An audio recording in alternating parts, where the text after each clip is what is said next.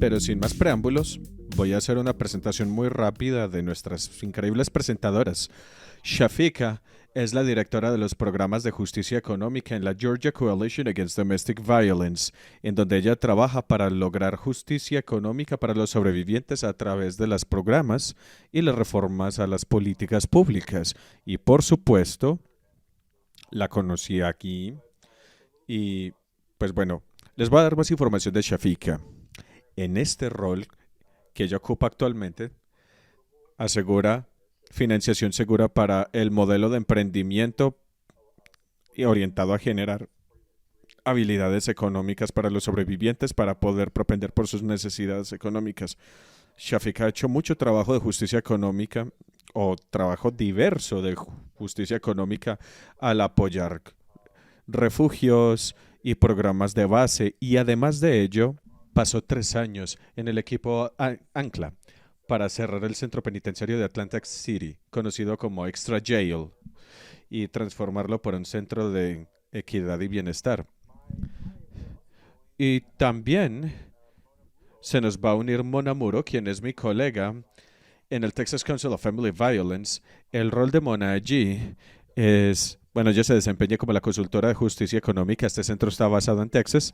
Ella también, y durante más de década y media de su carrera trabajando en este sector, ella ha defendido el trabajo antiviolencia con organizaciones de base, con organizaciones de unidad, para poder mantener las voces de los sobrevivientes en el corazón del movimiento. Durante esta sesión legislativa, Mona nos va a contar acerca de avanzar las políticas públicas en contra de la violencia de género, con políticas y sistemas nacionales. Ella es una profesional en política pública experimentada, como estoy seguro que ustedes se darán cuenta. Ella se enfoca en los derechos del consumidor y también es la nieta de inmigrantes mexicanos, de Ana, de una trabajadora social. Su madre también se ha desempeñado en esto. Entonces, ya en este momento voy a dejar de hablar para pasarle la palabra a Mona y Shafika. Por favor, tomen la palabra. Muy bien, muchas gracias, Roy. Yo creo que voy a comenzar el día de hoy con algunas ideas de contexto y luego Shafika nos va a compartir más información. Primero que nada, quiero hacer una revisión muy rápida para saber si el PowerPoint es visible para todo el mundo. Por favor, denme un pulgar arriba, o si alguien quiere decir que sí, activando el micrófono. ¿Es visible? Bueno, muchas gracias. Yo estoy muy familiarizada con toda la diversión de Zoom, porque es que nunca sé si las diapositivas están funcionando o no, pero bueno, muchas gracias, Roy, por la presentación, por presentarnos a Shafika y a mí. Y nosotros compartimos muchos espacios juntos. Aquí tenemos que hacer muchas conexiones y pues bueno, afortunadamente ella y yo hemos hecho muchas conexiones a nivel nacional, a diferentes niveles estatales, y hemos tenido también la oportunidad de reunirnos en persona antes del COVID. Me siento muy afortunada de poder compartir esta oportunidad de hacer esta presentación junto con ella. Nosotros vamos a hablar acerca de centrar la justicia económica en nuestro trabajo y cómo luce esto desde un punto de vista de prevención. Algo para ponernos más en contexto es los antecedentes de este trabajo.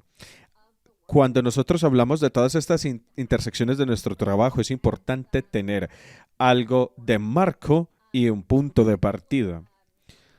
Tengo aquí 2 diagramas para que pensemos en este trabajo. Cuando comencemos las conversaciones, tenemos que hacerlo desde un punto de vista en el que todos estemos conectados. Y todo este trabajo se interconecta. Nosotros vemos la supremacía blanca, el racismo, el colonialismo, el capitalismo y todos estos diferentes ismos conectados entre sí. Y en el centro está la violencia.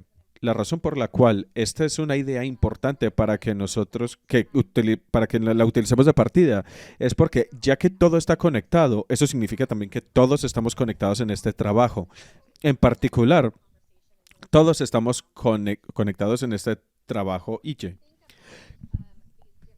Cuando pensamos en estas diferentes dinámicas de opresión, también la idea es marcarla dentro de la justicia económica.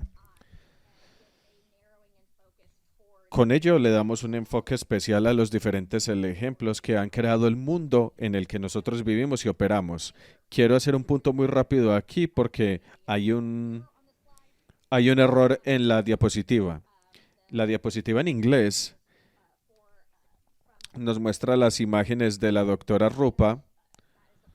Esa es la persona que creó la gráfica y editó. Y pues aquí hay una edición pues, en español. Entonces quería simplemente hacer la acotación. A medida que nosotros profundizamos en las intersecciones económicas, esta historia y este legado de supremacía y capitalismo, todo esto es lo que le da la forma al entorno EJ en el que estamos conectados hoy. De justicia económica. Lo vemos con el colonialismo, cómo se conecta con el supremacismo, con el capitalismo, con la esclavitud, dominación, explotación de otras personas para obtener réditos. Ese es un término y una frase que se utiliza muy a menudo, pero realmente nosotros no profundizamos a menudo de dónde viene todo ello y es importante entender todas estas conexiones y en particular la conexión con nuestro trabajo en la violencia de género. Con esta gráfica intentamos demostrar cómo están interconectadas el colonialismo, el supremacismo, el capitalismo y con ello queremos también reflexionar que la historia nos ha mostrado que el colonialismo realmente fue la historia que nos llevó a la apropiación de recursos en las que las personas se tomaban la tierra, que era un recurso. Eso también se trató de un historial generacional de trauma con el colonialismo, el supremacismo y el capitalismo.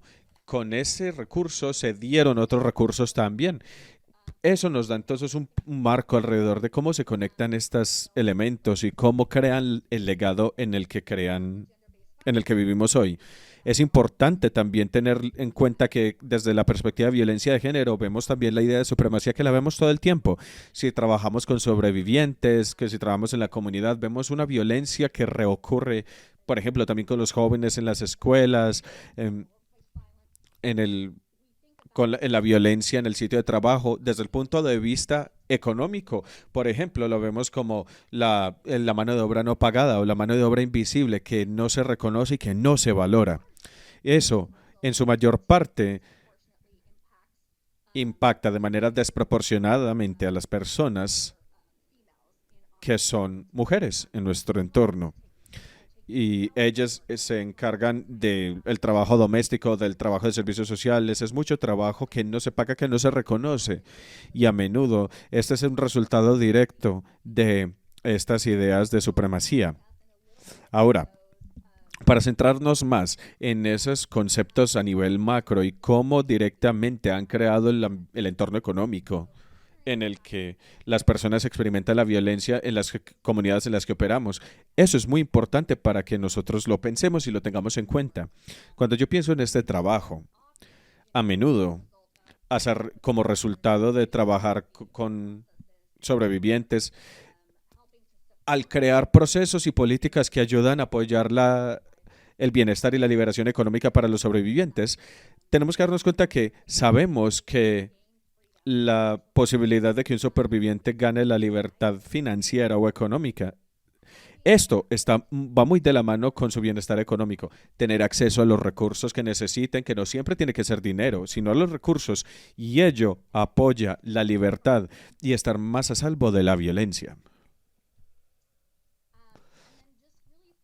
Y para pensar en esta conexión en particular, queremos reforzar que todas estas ideas están conectadas. El entendimiento fundamental de que hay poder y control en la violencia de género, esa es la información de base y se trata de entender que el abuso existe y prospera debido al poder y al control. El colonialismo, la supremacía, el capitalismo, todos estos comparten esos puntos de contacto comunes y se les permite prosperar debido al poder y al control. Cuando pensamos en en las consecuencias prácticas y tangibles del trabajo que tenemos hoy, tenemos un marco. Entendemos estos puntos de conexión y también la idea es pensar en cómo es que salimos al mundo y ponemos estos conceptos a la práctica, cómo lo hablamos, cómo nos reunimos con las comunidades, cómo somos en la comunidad con estas personas. Al hacer todo ello, la idea es pensar en la educación y en la creación de conciencia, que es una parte fundamental del trabajo de prevención, y también hay que garantizar que ese trabajo y esa educación se enmarquen y se lleven a la comunidad y a las personas con las que trabajamos de manera informada por el trauma. Y nos ayuda mucho también el panel que acabamos de ver, en donde las personas hablaban de trabajar para crear ese marco de compasión informado por el trauma. Eh, con eso, sabiendo que todos estos cimientos de los que hablamos, todos están ubicados en la violencia, todos vienen con el trauma. Por lo tanto, tenemos que pensar en garantizar que la compasión y los enfoques informados por el trauma, los lenguajes que se utilicen, cuando pensamos en estas ideas, que todo esto se dé. Y no solamente podemos confiar en la educación ni en los procesos informados por el trauma, también tenemos que pensar y simultáneamente llevar a cabo este trabajo y el trabajo sistémico, reinventando y desmantelando al mismo tiempo. Ha habido mucha conversación y muchas iniciativas actuales que se entornan en la reinvención y en la reinversión, en la inversión y en los desembolsos.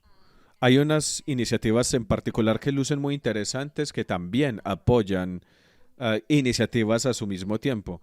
Con ello quiero decir que hay que asegurarnos de que las necesidades de la comunidad, que sean críticas, sean satisfechas a un efecto inmediato, y también tenemos que propender por el trabajo a largo plazo. Cuando pensamos en la prevención, los trabajadores de la prevención son los trabajadores que salen a la comunidad, los que están en las escuelas, los que hablan con las personas en diferentes negocios, agencias de salud pública, ya sea que estén en las universidades o en otro tipo de espacios públicos. Cuando las personas salen al campo, al entorno todos los días, al construir relaciones, esa es la oportunidad para garantizar que este marco de justicia económica, este multienfoque, sea parte de la conversación y que hablemos de todas estas dinámicas. Es muy importante al mismo tiempo que hacemos nuestro trabajo. Algo muy importante que nuestro país, y ya que nosotros estamos en Texas, en el sur, esto es una batalla constante, es el pasar de enmarcar el trabajo que nosotros hacemos, el trabajo económico, del concepto de que la riqueza se construye con la competencia y a expensas del otro. Nosotros como trabajadores de prevención, como trabajamos en la política pública, tenemos que salir de ese lenguaje, tenemos que salir de ese tipo de educación para poder ser más inclusivos y para propender por la interconectividad, para tener una cosmovisión más universal en vez de más individualista. Disculpen, por favor. Cuando nosotros aceptamos el individualismo, eso niega lo que sabemos que la historia ha apoyado, en el sentido de que todos nosotros sabemos que estamos interconectados y todo este trabajo lo está también. Disculpen, por favor, Chipika, encárgate de la presentación un minuto.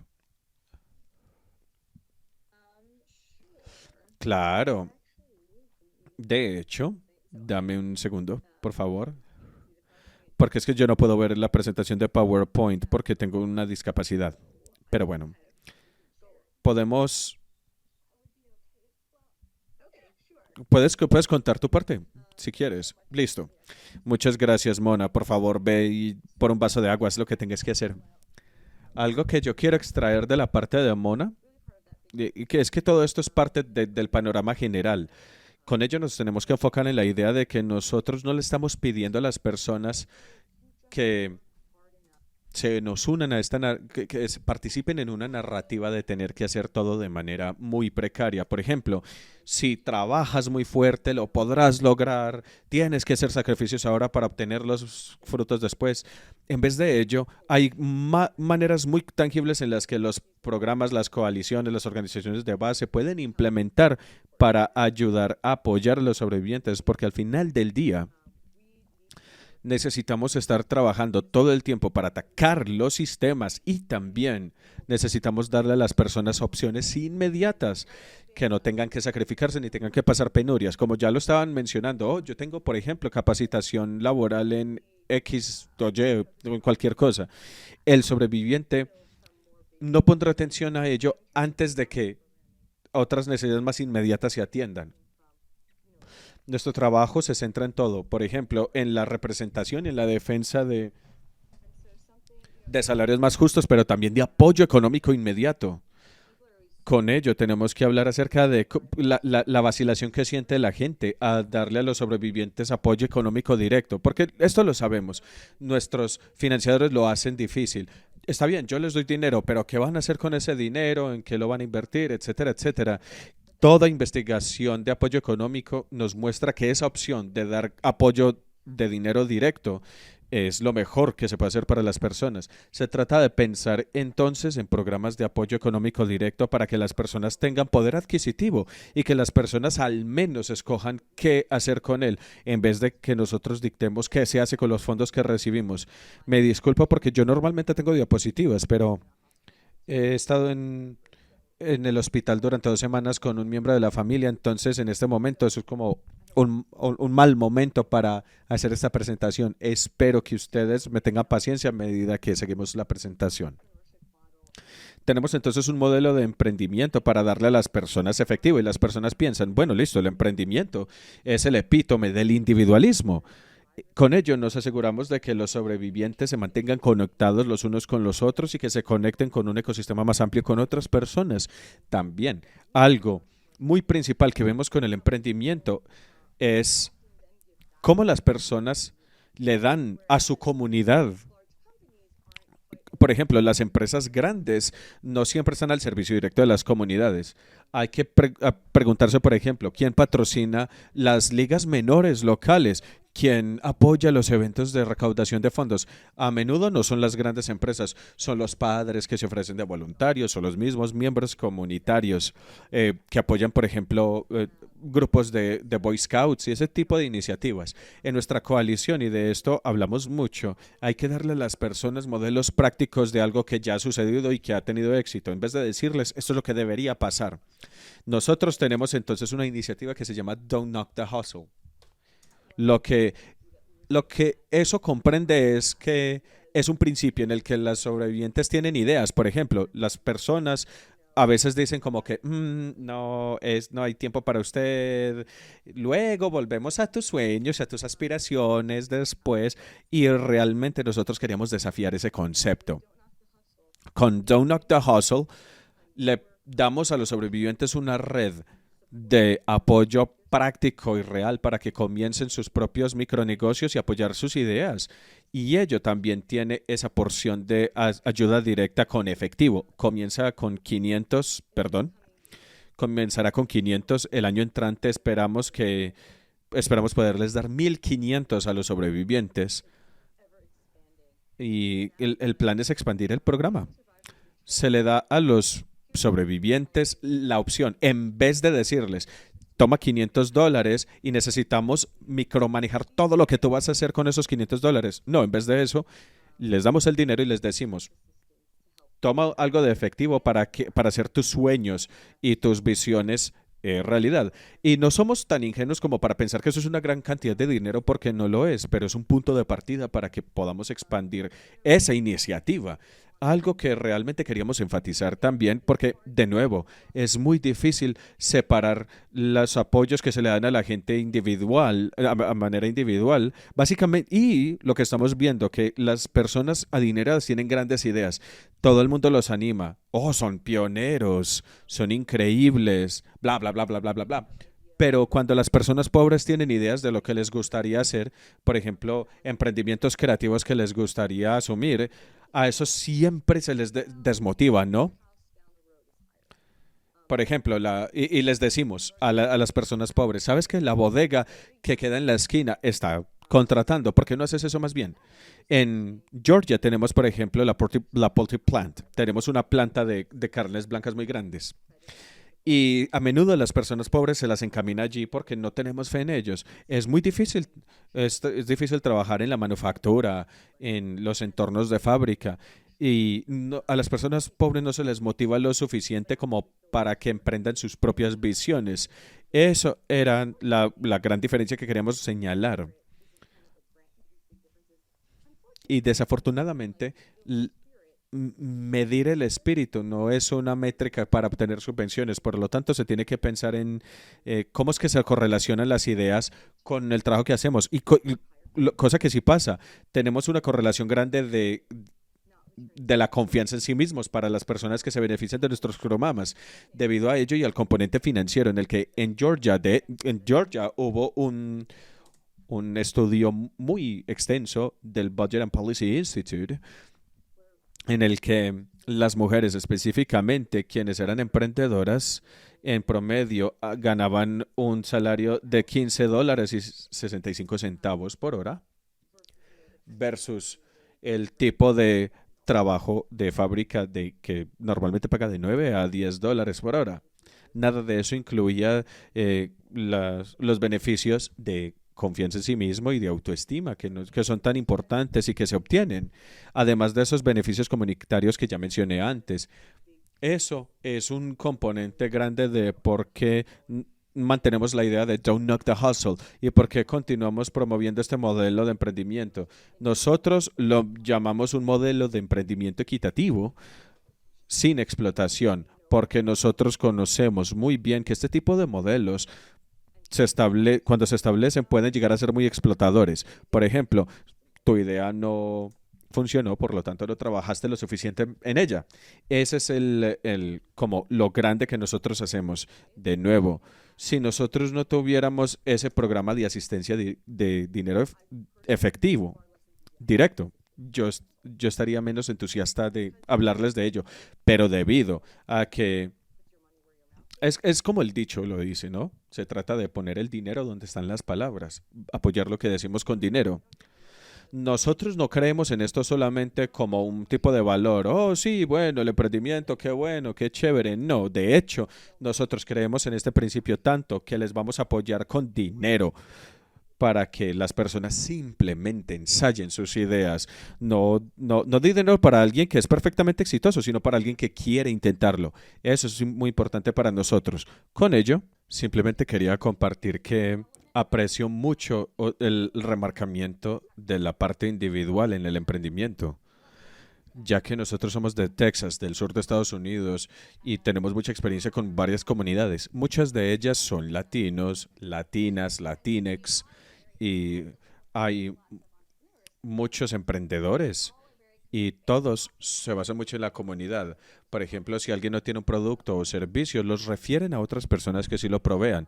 Hay muchos referidos dentro de esa misma comunidad en propietarios de negocio individuales, como para testificar de que los programas de emprendimiento que manejamos no son explotadores. También se trata de producir para otros. Y quería simplemente compartir eso.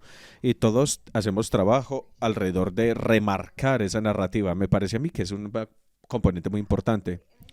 Total.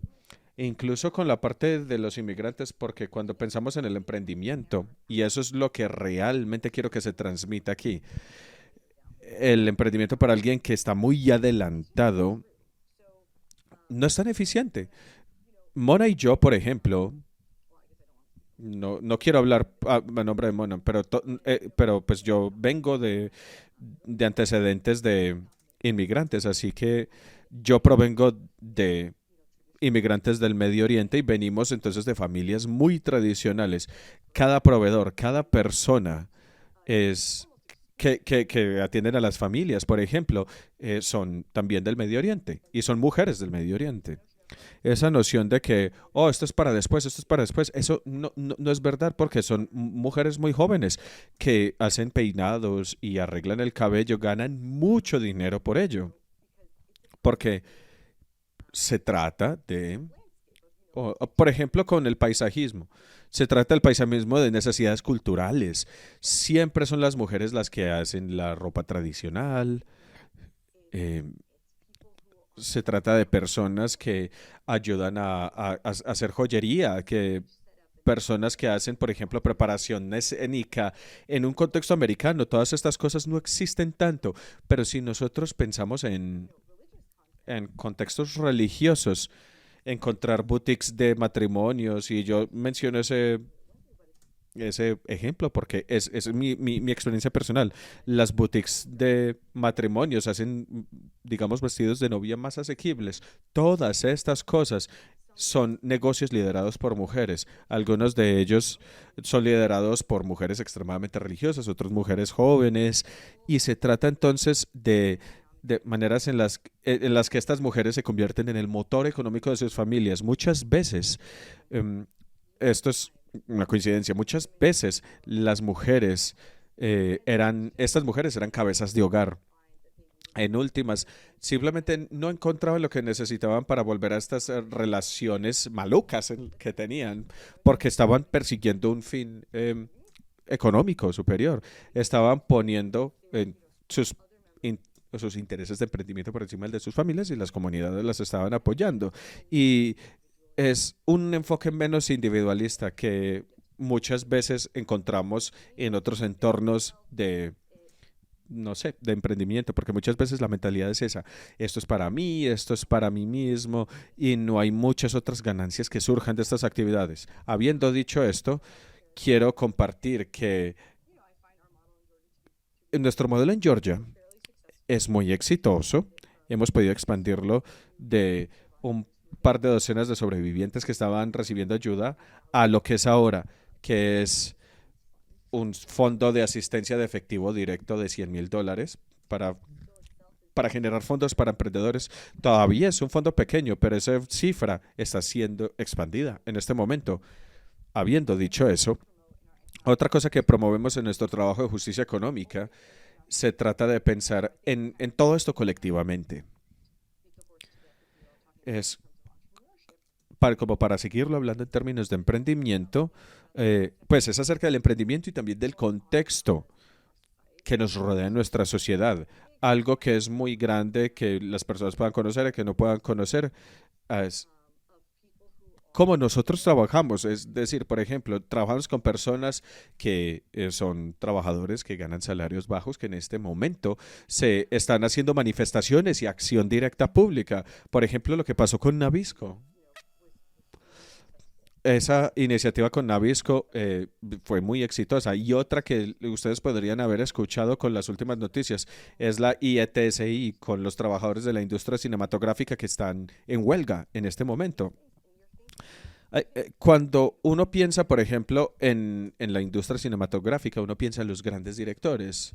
Muchas personas en realidad trabajan en la industria cinematográfica que ganan 10, $15 la hora con días de trabajo de 14 horas. Y por supuesto, pensemos hacia algunos años cuando había sindicatos de profesores, personas que educan a nuestros niños y que ganaban salarios muy pobres y que tenían que a veces emplearse en hasta dos o tres trabajos para poder llegar a fin de mes.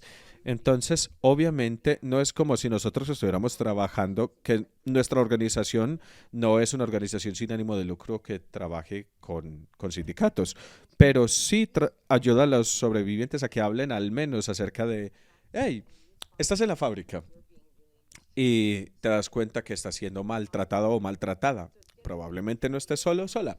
Por lo tanto, se trata de visibilizar las circunstancias de los individuos y colectivizarlas, ya sea que eso se dé eh, utilizando medios modernos, las noticias, haciendo representación y defensa. Se trata de enmarcar la conversación económica como un problema colectivo en vez de un problema individual.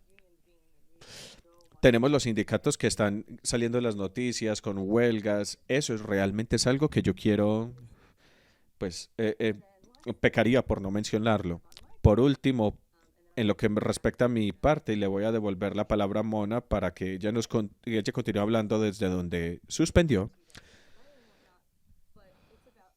Se trata de pensar en la justicia económica también desde la perspectiva de prevención, específicamente para los sobrevivientes más marginalizados, a veces que los que ingresan al sistema carcelario.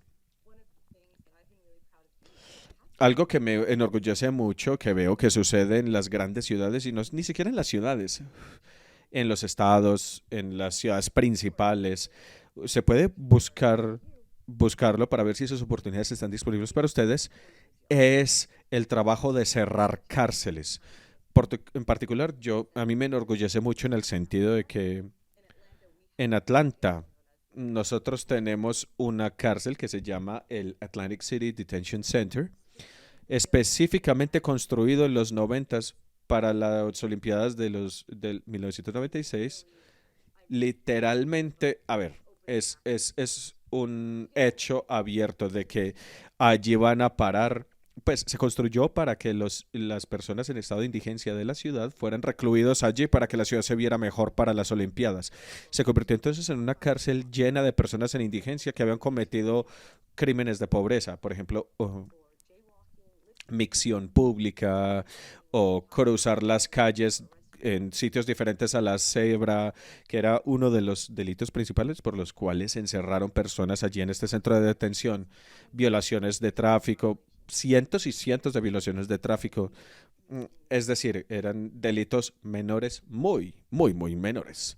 Y a lo largo de los años, con la reforma a las fianzas, con las reformas a la criminalización, la población carcelaria llegó a 200 personas en, en promedio para una cárcel que se construyó para albergar a 70 prisioneros. Eso es un desperdicio total de dinero municipal. Tenemos 20, 30 millones de dólares inyectados a esta prisión y las personas dicen, oh, no tenemos más dinero para la salud mental, oh, no tenemos más salud para estos otros recursos. Por lo tanto, este ha sido un proceso de varios años y la prisión todavía no ha sido cerrada completamente. Se supone que cierre completamente este junio que viene, pero se trata de mirar sus propias ciudades, sus propios pueblos, en donde ustedes viven y ver como, aquí, ¿qué es lo que no tiene sentido? ¿Qué cosas aquí están empeorando la situación económica de las personas? Y también quiero decir que esto es algo que yo comencé a hacer por mí misma como activista y como organizadora comunitaria, pero de hecho, esto es algo que ya hacemos formalmente con la coalición de Georgia. No es el tipo de trabajo que uno tiene que separar del trabajo de prevención de violencia doméstica. Todo esto está extraordinariamente conectado. Escuchamos ya cuántas mujeres son encarceladas por cosas relacionadas con violencia doméstica. Digamos al momento inmediato de encarcelamiento, si sucedió después, más adelante o que surgieron de la violencia doméstica. Todo esto está muy conectado. Esto es algo que yo creo sinceramente que debería, y al menos nosotros en Georgia somos muy afortunados, pero esto debería ser parte del trabajo de prevención económica o incluso el trabajo de prevención en general, asegurarnos que los sobrevivientes más marginalizados, aquellos que están tras las rejas, no se nos olviden a la hora de hacer nuestro trabajo. Yo sé que en Texas muchas cosas que tienen que ver con inmigrantes, las personas que están encerradas en las instalaciones de ICE, ese tipo de cosas, pues sería genial escuchar de ellos, ¿no? Voy a entonces quería simplemente añadirle a eso que ya, bueno, ya hablamos del modelo de emprendimiento y el trabajo colectivo, pero en realidad quería realmente mencionarle que lo incluí en la biografía de esta sesión. ¿Cómo es que esto también es trabajo de prevención económica? Se trata de tomar fondos de la ciudad y hacerlos más equitativos para las personas. Yo creo que ese es un gran componente que al menos en nuestro trabajo de violencia doméstica podemos remarcarlo y pensarlo y reconocerlo. Por supuesto, estoy hablando del hecho de que el trabajo de emprendimiento no es algo individual y apartado. Otra cosa que también quería compartir respecto en particular a las personas que están construyendo riqueza e ingresos a través de este modelo en particular, es que muchas veces si estos negocios son propiedad de personas afrodescendientes o latinx o personas de color, existe esa conexión también de a conexiones financieras que sabemos también que operan en el mundo en el que nosotros vivimos, en el cual las personas pueden tener menos acceso al capital. Se trata de centrarnos, por ejemplo, en los sobrevivientes indígenas, afrodescendientes en nuestras comunidades. Al hacerlo, tenemos que pensar también en las complejidades que de menos acceso al capital y lo que ello representa. Nosotros muy a menudo vemos que esas personas acuden a miembros de la familia o a amigos, por ejemplo, que también generalmente son otras personas de color, como y acuden a ellos como primeros inversionistas. Todos nos apoyamos entre nosotros cuando las personas apoyan los beneficios o los negocios de otros. Tenemos que reconocer cómo nosotros nos relacionamos y cómo es que las comunidades están apoyando las unas a las otras. Al hacerlo, tenemos una perspectiva más precisa de lo que significa verdaderamente el emprendimiento. Y nos alejamos de eso, de ese modelo individualista, de pasar las verdes por las maduras, que es un mito que no es tan preciso para muchas personas. Algo que Shafika nos mencionó alrededor de la inversión, el dinero comunitario y la desinversión, que con ese modelo que proponemos es que existe también un modelo activo que está surgiendo en diferentes partes del país que a mí particularmente me interesa. Tú lo mencionaste que siempre debería estar en pues, al centro de nuestro trabajo, que también está conectado. Tiene que ver con el capital, al acceso al dinero, en las comunidades a nivel local. Estamos viendo también esta idea de que hay bancos de propiedad pública. Han surgido en California, hay otro en Nueva Jersey, han comenzado a conceptualizarse. Y allí es donde las ciudades, los municipios, bueno, estos bancos se trata de que los municipios o las ciudades son las propietarias de estas instituciones financieras. Y disculpen porque me podría dar tos otra vez. La parte de la banca pública proporciona la riqueza, proporciona el capital, proporciona las oportunidades para cualquier persona para que pueda venir a esa institución en particular que es propiedad del municipio, tal y como lo son las empresas públicas.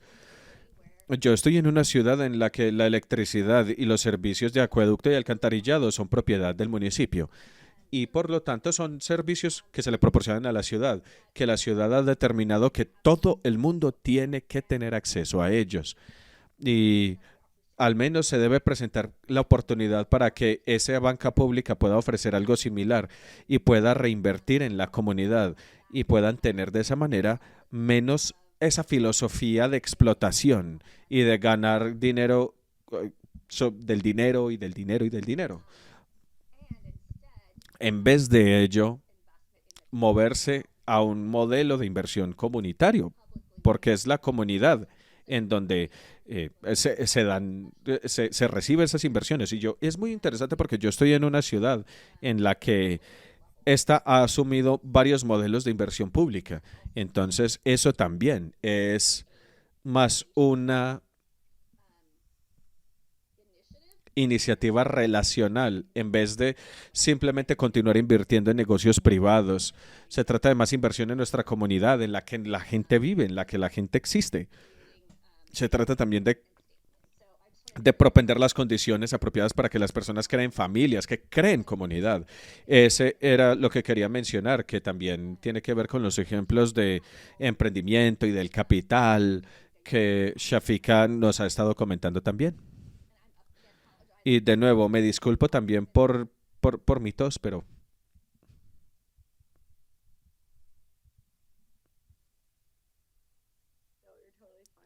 no, no te preocupes, no, y yo me disculpo también porque Entre Mona y yo tuvimos algunos días de enfermedad estas últimas semanas, entonces pues bueno, yo quiero, si les parece, Mona, házmelo saber si tienes alguna declaración de cierre.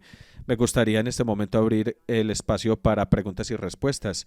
Si las personas se sienten más cómodas haciendo preguntas o si se sienten cómodas hablando entre sí, lo pueden hacer en este momento, con cosas relacionadas con justicia económica. Por favor, siéntanse libres de encender su micrófono y participar abiertamente con nosotros si así lo desean. Una pregunta que a mí siempre se me viene a la mente cuando nos preparamos para este panel es, ¿qué, ¿cuáles serían algunas prioridades o iniciativas de justicia económicas para ustedes? Si ustedes pudieran priorizar algo hoy, tuvieran la posibilidad de comenzar la programación y no hubiera barreras, ¿qué estaría en la cima de sus prioridades en este momento, hoy en día? Si alguien quiere escribirlo en el chat, yo lo puedo leer en voz alta o si quieren encender su micrófono, también lo pueden hacer.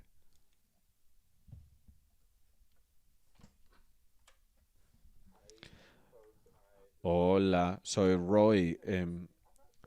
No estoy seguro si esto es lo que tienen en mente Mona y Shafika, pero mi campo en particular en el que yo trabajo es la prevención.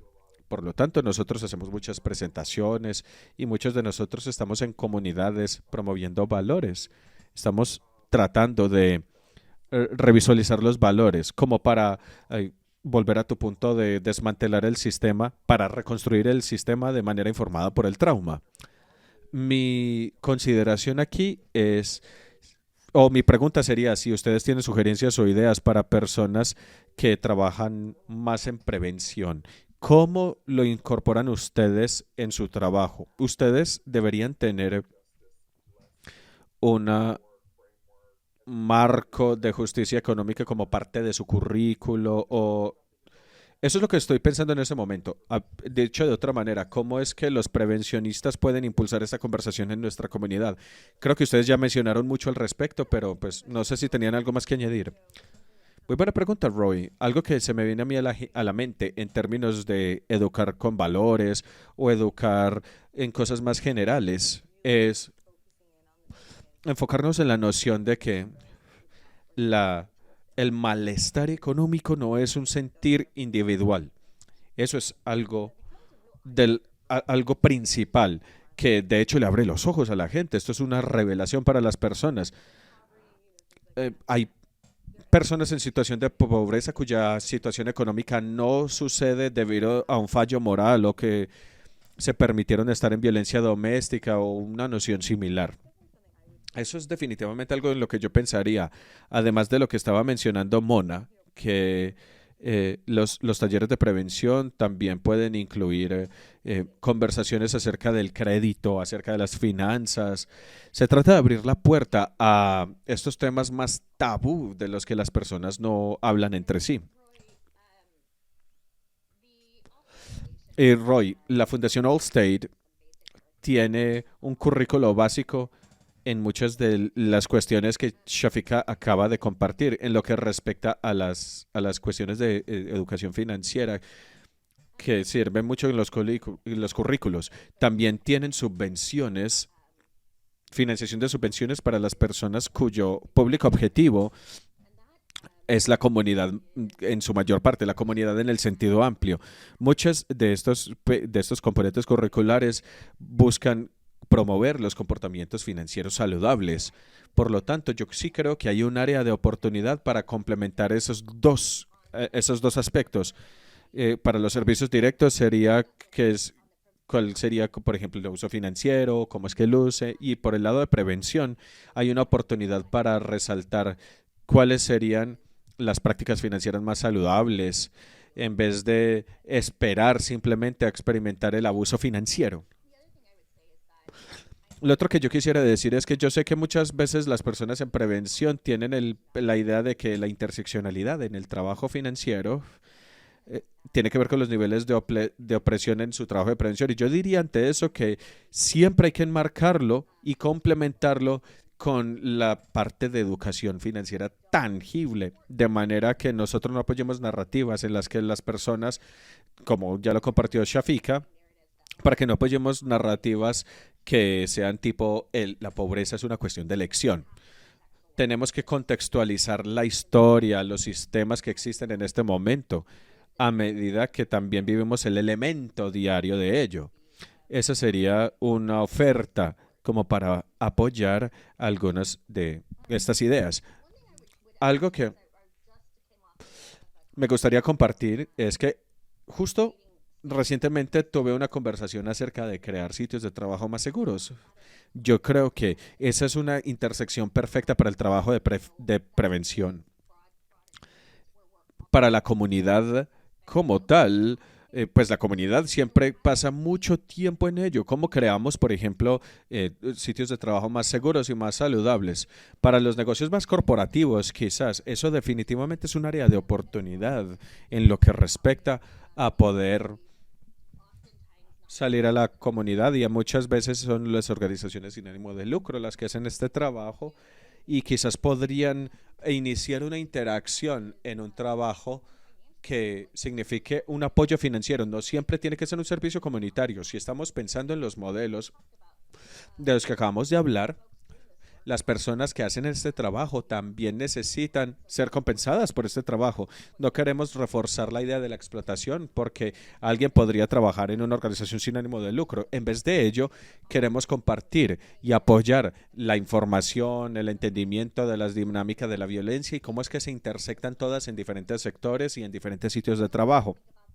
También la idea es pensar en ello a la hora de crear sitios de trabajo seguros y saludables para nosotros mismos. No significa que la violencia doméstica suceda en los sitios de trabajo, pero sí podemos propender por sitios de trabajo más seguros en nuestras vidas diarias cuando tengamos conversaciones los unos con los otros. Quería ofrecer entonces esos elementos. Creo que la parte con las corporaciones, negocios grandes, negocios pequeños, asociaciones, creo que esa sería una muy buena oportunidad para que las personas se metan de lleno y hay muchos niveles diferentes de interseccionalidad cuando hablamos de la violencia en el sitio de trabajo.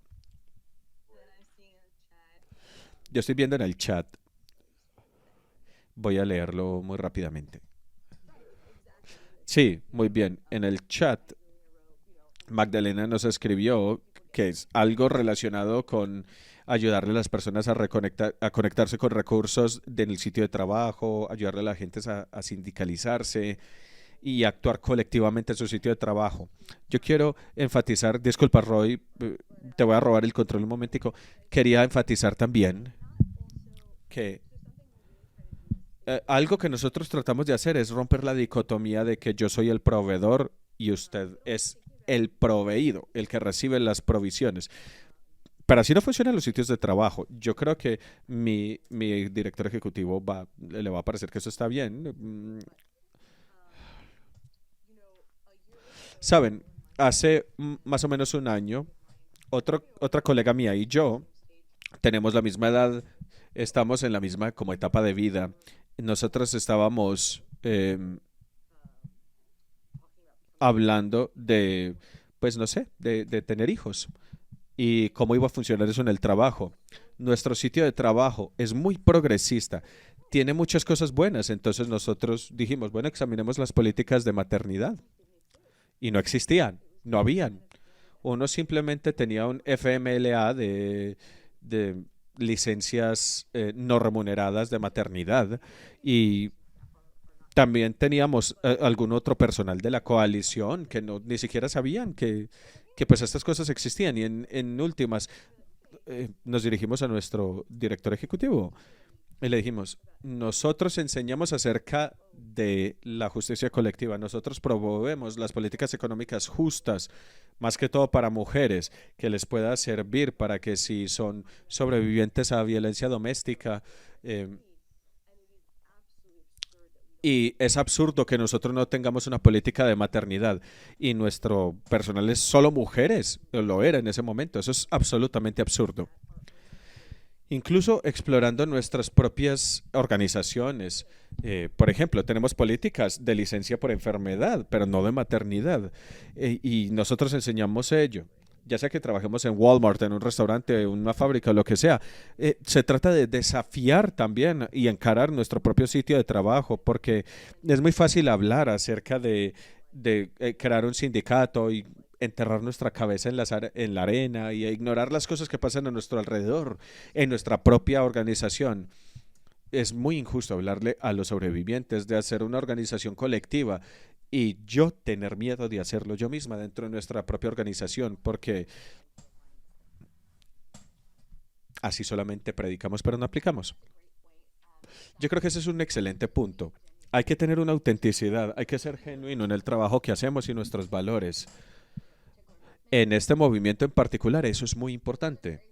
Esas son conversaciones muy reales que hay que tener a nivel local, a nivel estatal, a nivel nacional, y yo creo que es muy justificado, de nuevo, si nosotros estamos en una posición en la que estamos hablando de iniciativas de justicia económica, contextualizando la historia de las interseccionalidades, promoviendo políticas, nosotros también tenemos que hacer el trabajo de manera interna. Y tenemos que reconocer también que hay riesgos. Por ejemplo, cuando hablamos de estas conversaciones, queremos asegurarnos de que también estemos apoyándonos mutuamente. De nuevo nos volvemos a ese relacionamiento los unos con los otros. Tenemos que tener conversaciones difíciles y al hacerlo juntos, esa es la iniciativa o el marco que le animamos a que las personas adopten. Se trata de que crean en lo que nosotros creemos, el poder de las personas. Y también tenemos que propenderlo en nuestro propio trabajo. Creo que nos quedan 3 minutos. Roy, por favor, corrígeme si me equivoco. Si alguien quiere... bueno, nos quedan 5 minutos. Muy bien. Si alguien quiere encender su micrófono y compartir una iniciativa que sea que esté dentro del marco de justicia económica o incluso algo innovador, algo nuevo, algo que se esté cocinando, no sé, por favor, enciendan su micrófono, utilicen también la opción de chat y la leeremos también. O si quieren participar directamente, lo pueden hacer. Mónica escribió que aquellos en los que la comunidad tiene, ahí discutimos los temas como comunidad, ser parte de la comunidad también junto con los educadores y los directores, todos viven en comunidad. Gracias, Shafika, por habernos compartido eso. Parece que como resultado de ello había conversaciones en las que ustedes pudieran asegurar 12 semanas remuneradas, ¿no?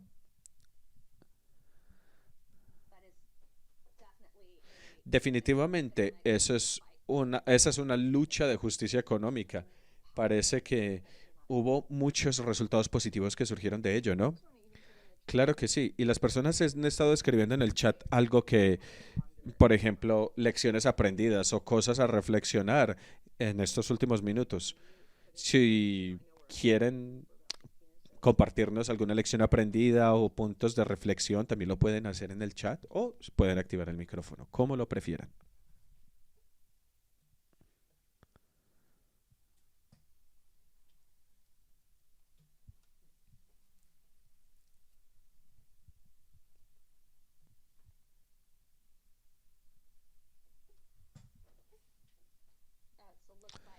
Parece que Mantelaneses dice que ella recuerda que hay mucho en lo que respecta a derechos del trabajador, en lo que podemos trabajar. Sí, total.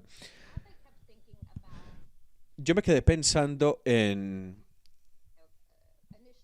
diferentes iniciativas que nosotros estamos hablando hoy, de las que estamos hablando.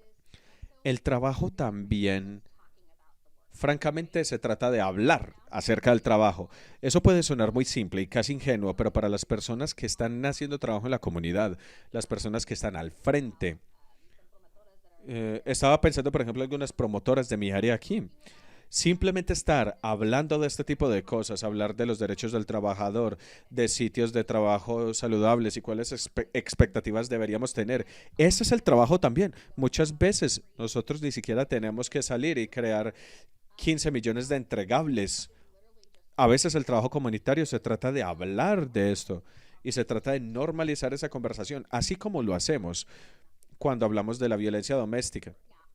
Tienes toda la razón, porque hace que las personas se sientan mejor. Por ejemplo, ahora que estamos hablando de prevención, los adolescentes que crecen en hogares de ingresos bajos, por ejemplo, las personas jóvenes en general en las que se enfoca el trabajo de prevención, así como nosotros les damos definiciones para la violencia doméstica y que es saludable y lo que no lo es, podemos hacer lo mismo para las cuestiones económicas y decir, por ejemplo, oh, bueno, esto no es porque esto te sucedió a ti o ese tipo de cosas. A mí me gusta eso porque muchas veces yo me quedo atorada en esta mentalidad de, pero ¿qué es lo que estamos haciendo? Se trata de reorganizar la mentalidad, pero también lo práctico es importante. Eventualmente hay que hacer algo, pero simplemente hablar de ello hace que las personas se sientan más vistas y escuchadas. Claro que sí, y yo lo estaba pensando, suena muy simple. A veces, especialmente en diferentes espacios, nosotros complicamos demasiado las cosas. Por ejemplo, yo estaba pensando en estas cosas y yo pensaba que simplemente hablar de la idea de un banco público como una inversión en la comunidad, en la ciudad donde ustedes viven, eso se siente como, bueno, ¿qué significa si simplemente empezamos a comunicar esa idea, si comenzamos a pensar de manera más organizacional, empezamos a pensar en organizaciones que le den poder a las personas, ¿cómo sería eso? En vez de simplemente tener el cuidado estándar para todo el mundo, o no sé, organizaciones que tengan una necesidad de licencias de maternidad, por ejemplo. Simplemente hablarlo establece un estándar en la comunidad y eso no debería ser algo que sea, eh, no sé, que produzca miedo o que sea muy difícil. Es más bien un desafío como para establecer un estándar para nuestras propias comunidades y nuestras propias expectativas. Bueno, ya estamos en nuestro último minuto, entonces quiero decir muchas gracias a todos por unírsenos a esta conversación. Creo que nuestra información de contacto está en las agendas, pero por si las dudas, voy a poner mi dirección de correo aquí. Y gracias por unírsenos. Nosotros tuvimos que improvisar un poquito, mil disculpas por haber necesitado algo de tiempo durante nuestra presentación. Shafika y yo simplemente pues somos flexibles y nos adaptamos. Muchas gracias a ustedes por adaptarse también. Esperamos que disfruten del resto del día y en las sesiones. Excelente presentación, Mona y Shafika. Muchas gracias por esa información.